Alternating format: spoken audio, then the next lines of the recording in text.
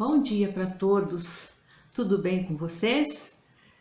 Com a família? Eu espero que sim, que esteja tudo bem com vocês, com todos os seus familiares. Que Deus possa continuar abençoando a vida de vocês, porque nós estamos num tempo bastante difícil e só Deus mesmo para nos abençoar, por nos ajudar e para dirigir as nossas vidas. Vamos orar? Deus, eu quero te agradecer por mais esse dia de vida que o Senhor está nos concedendo, em especial nesse momento, Deus, que nós estamos aqui reunidos, embora distantes uns dos outros, mas eu creio que pelo teu Santo Espírito, por meio de Jesus Cristo, teu Filho, nós estamos unidos, porque nós estamos com o mesmo propósito, o mesmo objetivo, que é estudar, que é aprender a palavra do Senhor.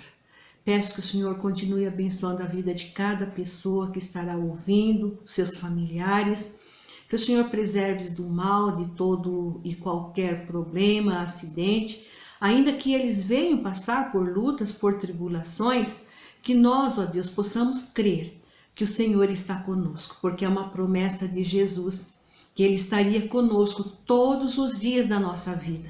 Então, que nós possamos crer, Senhor, nesta promessa do Senhor, que podemos passar por lutas, por tribulações, como o próprio Jesus ensinou, que no mundo nós teríamos aflições e lutas, mas crendo que Jesus está conosco, que o Senhor está conosco.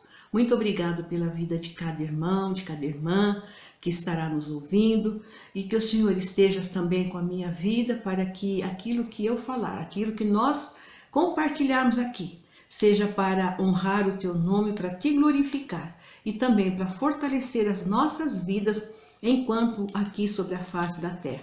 Obrigada por tudo, Deus, em nome do teu Filho Jesus Cristo. Amém. Muito bom, vocês já me conhecem, eu sou a Tereza Braz, eu sou professora da classe Boas Novas da Igreja Batista em Braz Cubas. E nós estamos estudando o Evangelho de Mateus. Hoje nós vamos continuar do versículo 38 em diante. E estamos aprendendo sobre o ministério de Jesus, o chamado dos apóstolos para ajudarem, para servirem a Jesus. E hoje nós vamos ver, no Mateus 12, primeiramente, o sinal do profeta Jonas. Nós até já compartilhamos alguma coisa, mas hoje nós vamos terminar de ver essa parte aí. Novamente, os escribas e fariseus, como sempre nós temos dito, eles procuram acompanhar Jesus para pegar Jesus em algum flagrante, em alguma coisa para acusarem Jesus. Nesse momento, eles vão para Jesus e pedem para Jesus um sinal. Apesar de todos os sinais, de todos os milagres, de todas as curas que Jesus tinha feito e que eles tinham visto, eles ainda pedem um sinal a Jesus. Eles foram imprudentes. Jesus mesmo chamou-os de hipócritas. E eles foram hipócritas em pedirem mais um sinal a Jesus, porque eles estariam por si mesmos se condenando. E Jesus então dirige-se a eles, dizendo que eles eram uma geração má, uma geração adúltera.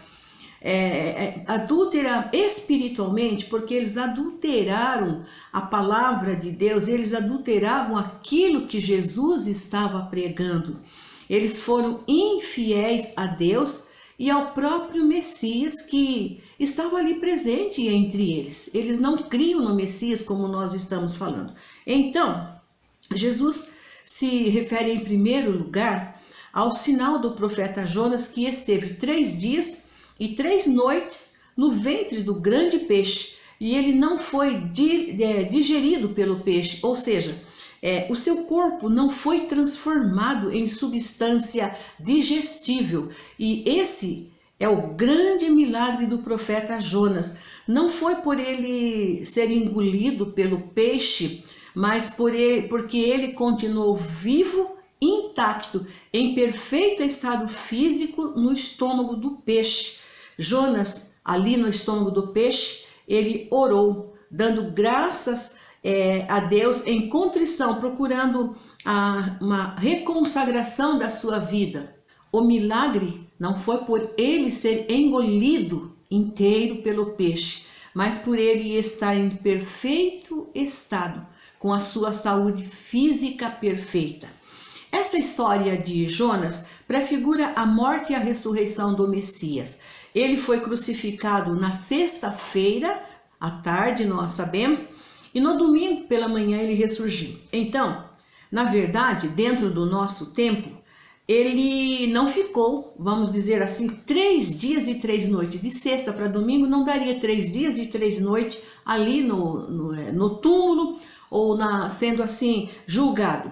Mas não há nenhuma divergência nisso quando a Bíblia fala de 3 dias e 3 noites, pois na contagem judaica, qualquer parte do dia ou da noite conta-se como um período completo. Jesus ficou então na sexta-feira à tarde até as 24 horas, no sábado o dia inteiro e até as 24 horas, e no domingo de manhã até as 6 horas da manhã, que daria então 3 dias completos na contagem judaica. Na sexta-feira ele ficou à noite, sábado de madrugada e também no sábado à noite, e na madrugada de domingo, contando então assim 3 noites completas. E no verso 41, em segundo lugar, nós vamos ver agora um outro ensino de Jesus sobre os ninivitas que se levantarão e também sobre a rainha do sul. Um outro sinal que nós vemos que Jesus está mostrando ali para os fariseus, que eles se levantarão e serão a base para a condenação daquela geração má e adúltera, ou seja, dos fariseus e dos escribas. A rainha de Sabá, por exemplo, ela era gentia, e ela fora do âmbito e dos privilégios dos judeus, mas ela fez um grande empenho em sair do sul e viajar para ter uma entrevista com Salomão.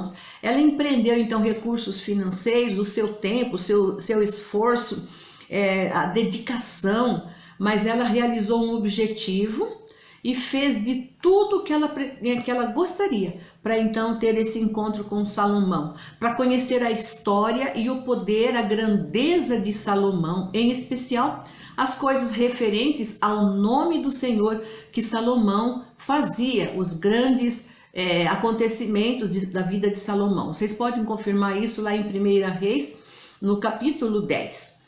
Jesus ilustra isso para dizer àquela geração perversa e a nós também hoje, que ele veio do céu. Ele abriu mão do seu privilégio de estar ao lado do Pai, num lugar de glória e descanso. Ele, sendo o rei, sendo o Messias, veio para estar com os fariseus, veio com a multidão e, em primeiro lugar, para habitar no coração deles. Mas ele não achou lugar no coração dos fariseus, no coração de muitos ali da multidão. Ele, como rei, é maior do que o templo, é maior que Jonas, é maior do que Salomão. E aquela geração perversa deliberadamente não fez questão de aceitar o Messias. Estiveram com o Messias, mas não aceitaram o Messias. Que nós hoje possamos continuar recebendo o Messias em nossa vida, tendo ele como prioridade em nossa vida e também reconhecendo o seu poder em nossas vidas. Nos versos de 43 a 45, Jesus vai ensinar sobre o retorno do espírito imundo. Também é uma passagem assim bem conhecida. E aqui Jesus apresenta em uma forma de parábola um resumo do passado, do presente e do futuro de Israel. O Israel incrédulo, como nós estamos vendo. Nos versos 43, nós vamos ver que Jesus refere-se ao presente de Israel. O homem representa Israel. O espírito imundo representa a idolatria que caracterizava a nação de Israel desde a época da escravidão no Egito até o cativeiro babilônico. Israel, desde o princípio, ele foi instituído como nação, o povo amado por Deus, mas sempre se manteve idólatra. Se vocês veem lá no Velho Testamento, Quantos deuses Israel criava? Deus para todas as coisas. Eles se misturavam com os pagãos em terem os vários deuses para idolatrar, para cultuar aqueles deuses. Deus permitiu a ida de Israel para a Babilônia como um meio de correção. E então Israel temporariamente foi curado da sua idolatria. Aí então nós vemos que esse foi o passado de Israel. Israel foi curado da idolatria. Mas e o presente de Israel? Desde que Israel saiu do cativeiro até os nossos dias, ou seja, hoje, ele não tem adorado a ídolos. Então foi de certa forma curado. Por isso, Jesus diz que a casa está vazia, a casa está limpa e adornada. Há um vácuo espiritual, uma situação muito perigosa. O Senhor veio, procurou recepção nesta casa por direito, pois Ele é o Senhor da casa e não encontrou. Então, o futuro de Israel não será bom. E o espírito imundo, o espírito de idolatria que eles tinham lá no princípio, no momento vindouro, vai resolver voltar e estará acompanhado de mais 7 espíritos piores do que aqueles. O número 7 é o número da perfeição, o número da integralidade. Então, a idolatria de Israel será uma forma completa após a grande tribulação, quando a nação apóstata adorará o anticristo e curvará-se diante do homem do pecado para adorá-lo. Então nós vemos que lá em Tessalonicenses a Bíblia fala sobre esse homem do pecado, esse homem que vai se levantar. E Israel então, em época futura, vai adorar esse homem do pecado. Isso será uma afronta ao Deus Todo-Poderoso. É a forma mais terrível de idolatria. Por isso, o último estado do homem, ou seja, de Israel, será pior que o primeiro.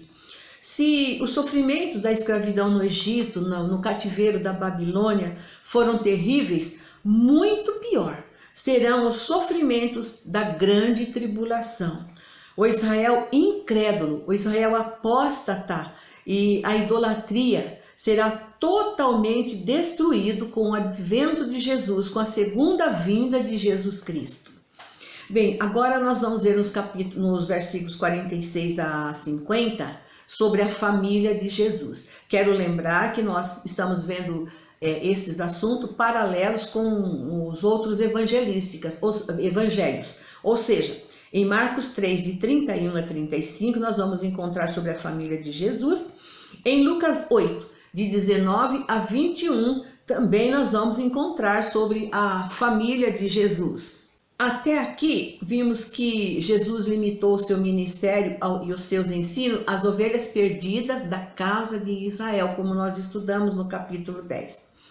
Mas está bem nítido que seu povo não aceitava, nem mesmo os da sua cidade, os da sua família.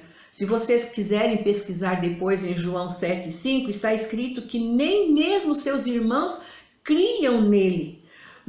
Mas quem eram então os seus irmãos? Se nós lermos em Mateus 13, 54 a 56, nós temos uma descrição dos nomes dos irmãos de Jesus, que era filho do carpinteiro José e de Maria. E seus irmãos eram Tiago, José, Simão e Judas, além de suas irmãs que nós não temos os nomes dela mencionados ali.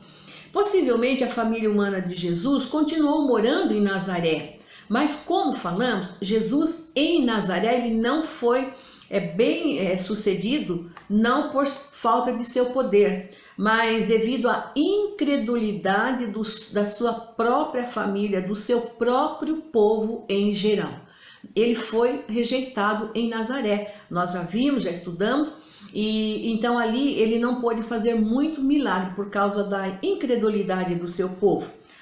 Em Marcos 3:31, nos informa que os familiares de Jesus estavam do lado de fora. Jesus estava sempre na sinagoga, sempre junto com o povo, com os fariseus, com os discípulos, ensinando. E nesse momento, então, os familiares dele estavam ali do lado de fora e alguém informou para ele, para Jesus, que os familiares dele, sua mãe, seus irmãos, estavam ali. E eles também, os familiares de Jesus, eles souberam que ele havia feito o milagre, aquele milagre que nós já estudamos, sobre a cura do endemoniado cego e mudo, e ele expulsou então aqueles demônios. E então os familiares de Jesus ficaram pensando, será que Jesus está fora de si?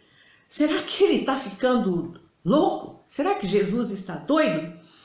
Os fariseus então contaram para os familiares dele que ele expulsou aqueles demônios por Beelzebu, como nós já estudamos, nós já vimos. E então, eu não sei, mas muitos escritores e eu mesmo fico assim pensando, o que será que os familiares de Jesus pensaram? Talvez eles pensaram, bom, Jesus está fora de si, então ele precisa ser interditado, ou seja, ele não pode mais continuar ministrando, exercendo o seu ministério, andando pelas ruas da cidade, indo nas sinagogas dos fariseus. Isso vocês podem ver lá em Mateus 12, 9, que eles não queriam que Jesus fosse mais para a sinagoga. Então eu creio que os familiares de Jesus pensaram, já que ele está doido, está louco, então nós vamos interditar Jesus. Mas Jesus então, diante de toda essa situação, ele faz uma pergunta. Quando falaram para ele que os familiares dele, a mãe dele, os irmãos estavam ali fora, ele faz uma pergunta. Quem é minha mãe? E quem são meus irmãos? Isso vocês vão encontrar no versículo 48. E daí ele estendeu a mão para os discípulos e disse, eis aqui, minha mãe e meus irmãos. Versículo 49. Essas palavras de Jesus são muito ricas e em seu significado espiritual e marca o ponto decisivo e distinto de Jesus com Israel. Uma nova ordem de coisas aconteceria desse momento para frente no ministério de Jesus. Sua mãe, seus irmãos representavam a nação de Israel, os parentes sanguíneos de Jesus. Mas dali para frente, os laços sanguíneos com seus parentes e com Israel seria cortado. Seus patrícios, seus parentes, segundo a carne, seriam substituídos por seus parentes e irmãos espirituais, por aqueles que escolhessem fazer a vontade do Pai que estás nos céus. Maria, embora a mãe do rei, ela não ocupou um lugar especial ou privilegiado no seu reino. Nós já vimos isso. Ela, sim, era uma pessoa comum, como nós já estudamos. Quando Jesus nasceu, também os magos vieram adorar o rei e não a mãe do rei. Aqui também Jesus deixa claro que Maria, por mais importante que ela fosse, ela era a mãe dele, pois ela era uma mulher agraciada por Deus, uma mulher em que o Espírito Santo pôde usá-la para ser a sua mãe. Ela era uma mulher temente, mas ela era uma mulher que carecia do seu filho Jesus para participar do reino, e da mesma forma também os seus irmãos precisavam de Jesus. Todos precisavam fazer a vontade do Pai que está nos céus. Aqui, mais uma vez, a palavra de Deus nos ensina que a obediência a Deus pela fé em Jesus Cristo, seu Filho, seja homem, seja mulher, judeu ou gentio, é que nos permite participar do reino de Jesus como filhos de Deus, como filhos obedientes. Que nós, nesse tempo difícil que nós estamos vivendo, possamos então ser obedientes a Deus, porque o que conta, o que vale é a nossa obediência a Deus. Agora nós vamos entrar no capítulo 13 e nós estamos chegando a um ponto crítico no Evangelho de Mateus. Nós acabamos de ver então esses versículos do capítulo 12, 46 a 50, que os laços terrenos de Jesus, os laços sanguíneos, foram superados pelos laços espirituais, que a questão não era mais a nação judaica, mas sim uma situação de escolha em obedecer ao Pai que está nos céus e permanecer, ou então permanecer as coisas ligadas à terra, às coisas materiais. Então, nesse capítulo 13, Jesus vai contar 7 parábolas para explicar o que é e como é o reino dos céus. E aí, nós vamos observar que nestas 7 parábolas, 6 delas, as 6 primeiras, começam com a frase: o reino dos céus é semelhante. Todas estas 6 parábolas, elas falam sobre isso. Somente a primeira parábola, nós falamos, mas a primeira parábola não tem essa expressão. As outras 6 têm essa expressão: o reino dos céus é semelhante. Essa série de parábolas é o terceiro grande discurso de Jesus com seus discípulos. As 4 primeiras parábolas, a do semeador, do trigo e do joio, do grão de mostarda e a do fermento, Jesus apresenta o reino dos céus na sua forma exterior. Nós já vimos, mas vamos recordar um pouquinho para a gente poder, então, avançar nesse estudo aqui. Nós vamos lembrar que o reino do céu também, ele a parte exterior, que inclui toda a criação de Deus, todos os que dizem crer em Deus e até mesmo reconhecem o seu poder sobre todas as coisas. Por exemplo, a parábola do trigo e do joio demonstra a forma exterior e visível da igreja, bem como a sua forma interior e invisível, seja dentro da igreja ou fora da igreja. Então, nós percebemos que o joio e o trigo, eles mostram esta forma do reino de Deus, a forma exterior e a forma interior.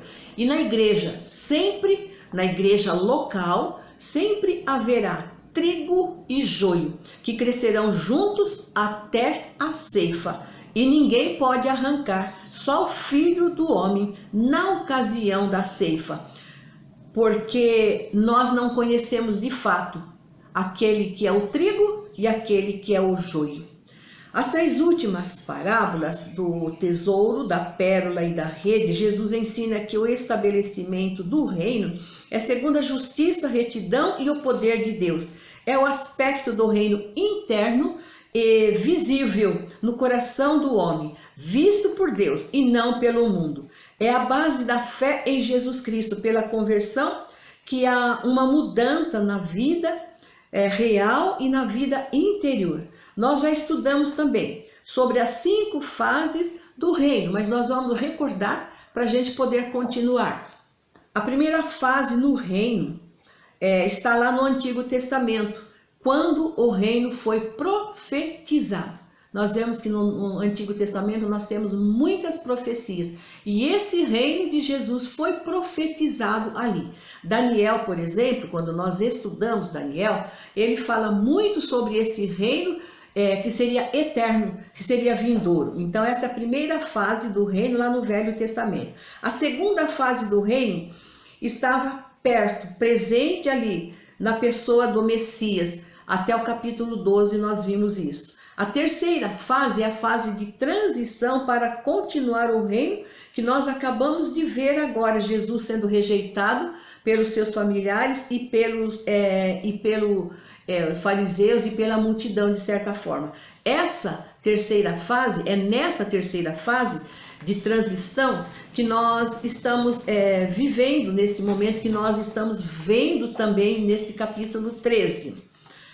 A quarta fase é a manifestação do reino durante o milênio, durante o reinado de Jesus por 1000 anos. A quinta e última fase do reino é o reino final e eterno, onde Jesus Cristo reinará com todo o poder e com toda a glória. Então nós vamos estudar, não assim em minúcias, todas estas parábolas, porque elas são muito conhecidas, mas nós queremos ver algumas coisas, alguns ensinos que elas trazem para nós. Mateus 13, de 1 a 23, também está em Marcos 4, de 1 a 20, Lucas 8, de 4 a 15, nós encontramos a parábola do semeador, muito conhecida. Em Mateus 13, 1 e 2, nós lemos que no mesmo dia, quando Jesus estava conversando ali então com sua mãe, com seus irmãos, nesse mesmo dia, tendo Jesus saído de casa, sentou-se à beira do mar e reuniram-se a ele grandes multidão, de modo que entrou num barco e sentou-se, e todo o povo estava em pé na praia, e falou-lhes muitas coisas por parábolas. É o capítulo 13 que nós estamos vendo. Quero recordar então com vocês também que nós já estudamos até o capítulo 4. Jesus estava preparando-se para o ministério e também preparando os seus discípulos e em especial chamando-os para compor o seu ministério. No capítulo 5 a 7 nós estudamos sobre a nova constituição que Jesus, o rei, veio implantar para os seus súditos. No capítulo 8 e 9 nós vimos uma série de sinais e milagres realizados por Jesus na presença dos seus alunos, ou seja, os seus discípulos, e também na presença da multidão. Foi um ensino prático que Jesus passou para os seus discípulos. Nos capítulos 10, 11 e 12, Jesus então convocou os seus apóstolos para irem primeiro à casa de Israel. Jesus deu-lhes poder para realizar curas, expulsar demônios, poder sobre os espíritos imundos, começando pela casa de Israel. E nós encerramos então no capítulo 12, 46 a 50, que Jesus estava rompendo os laços sanguíneos com sua família terrena, ocupando-se em fazer a vontade do Pai que está nos céus. A partir do capítulo 13 de Mateus, quase já no final, Jesus vai ensinar aos seus discípulos por parábolas, mas veremos ainda algumas curas, alguns milagres que Jesus realizou até o final desse estudo de Mateus. O foco do ensino de Jesus agora é por parábola. Só no capítulo 13 nós temos 7 parábolas. Tanto Mateus quanto Marcos, Lucas, eles nos informam que Jesus saiu de casa, com ele havia uma grande multidão. Por tudo que já estudamos, muitas vezes quando lemos na Bíblia que fulano saiu de casa, essa casa não significa a sua própria moradia, mas um grupo, mas que ele saiu de um grupo ou até mesmo de uma nação. Parece que os seus discípulos estavam participando dos ensinos de Jesus, estavam ali presentes, mas estavam um tanto alheio às coisas que Jesus estava ensinando, que Jesus estava pregando a ele, as coisas do reino dos céus. Tanto que eles fazem uma pergunta a Jesus: por que você está falando, ou melhor, por que lhes fala por parábola? Jesus estava falando aos discípulos e às multidões. E então, no verso 11, Jesus vai responder, e a pergunta é dirigida para os discípulos: a vós é dado conhecer o mistério do reino dos céus, mas às multidões não lhes é dado, pois elas rejeitaram o tempo todo. Então, não seria permitido conhecer os mistérios do reino dos céus. Os discípulos, embora estivessem assim um pouco displicentes, não dando, parece que, muita atenção, mas eles acompanharam Jesus e eles foram escolhidos e chamados por Jesus. Então a eles foi permitido conhecer os mistérios do reino dos céus. O segundo propósito que podemos concluir daqui é o que seria então esse mistério. Seria os segredos do reino dos céus, algo que anteriormente não fora revelado ao homem. São as verdades a respeito do reino que até então eram desconhecidas, mas a eles naquele tempo e a nós hoje podemos conhecer e aprender por revelação divina. Eles não tinham a Bíblia naquela época como nós temos hoje, mas a palavra, o verbo divino estava ali presente entre eles. Hoje nós temos a palavra de Deus em nossas mãos. Está no celular, está em tantos lugares. Só precisamos ver se tudo que está no celular, todos esses panfletos, tudo que se prega hoje, se realmente é a palavra de Deus. Às vezes eu ouço alguma coisa assim, eu fico pensando, alguns dias desse atrás mesmo, eu ouvi uma irmã falar assim: o que não está escrito na Bíblia, aquele que não vem pelo amor, vem pela dor. É uma frase muito popular, mas ela não está na Bíblia. Todo mundo fala e conhece, mas ela não está na palavra de Deus. Então, nós precisamos prestar muita atenção àquilo que está na palavra de Deus e aquilo que não está. Aquilo que as pessoas falavam. Porque naquela época, eram mais ou menos estas coisas que estavam acontecendo com os fariseus e os escribas. Eles liam, nós vamos ver mais adiante, algumas coisas que eles, de certa forma, inventavam para ganhar popularidade. Então nós precisamos prestar muita atenção àquilo que realmente está na palavra de Deus e aquilo que não está na palavra de Deus. Para isso, nós precisamos estudar, examinar cada dia, porque nela encontramos orientação, nela nós encontramos consolo, nós encontramos força para vencermos o nosso dia a dia. Os discípulos tinham fé no Senhor, mas eles tinham fé no Senhor. Eles receberam a luz da verdade em suas vidas. Por isso, a eles foi revelado o mistério do reino dos céus. A multidão, a nação judaica em si, a elas não foi revelada, porque elas rejeitaram a luz da verdade. Elas não entendiam, não perceberam o que era de fato o mistério do reino dos céus. Jesus disse aos seus discípulos que eles eram felizes, porque viram e ouviram, compreenderam a verdade que os profetas lá no Velho Testamento falaram. E os justos, lá no passado, eles falaram, eles também ouviram. E então os discípulos, eles puderam ouvir aquela explicação de Jesus. Era um privilégio para os discípulos ouvir tudo que o Senhor Jesus compartilhou com ele. Para nós finalizarmos essa primeira parábola, a do semeador, eu quero pensar com vocês sobre a parte da semente que caiu em boa terra e que dava fruto. Para finalizarmos essa primeira parábola, a do semeador, eu quero pensar com vocês sobre a parte da semente que caiu em boa terra e que dava fruto, que nós lemos lá em Mateus 13, de 8 e 23. Falamos que eram 4 tipos de solo. Os 3 primeiros solos, ou seja, à beira do caminho, lugares pedregosos e entre os espinhos, eles tipificavam o reino em seu âmbito maior, ou seja, aqueles que professavam ou que professam o rei somente com a boca. O 4º solo, a boa terra, representa o reino dos céus. É um círculo menor.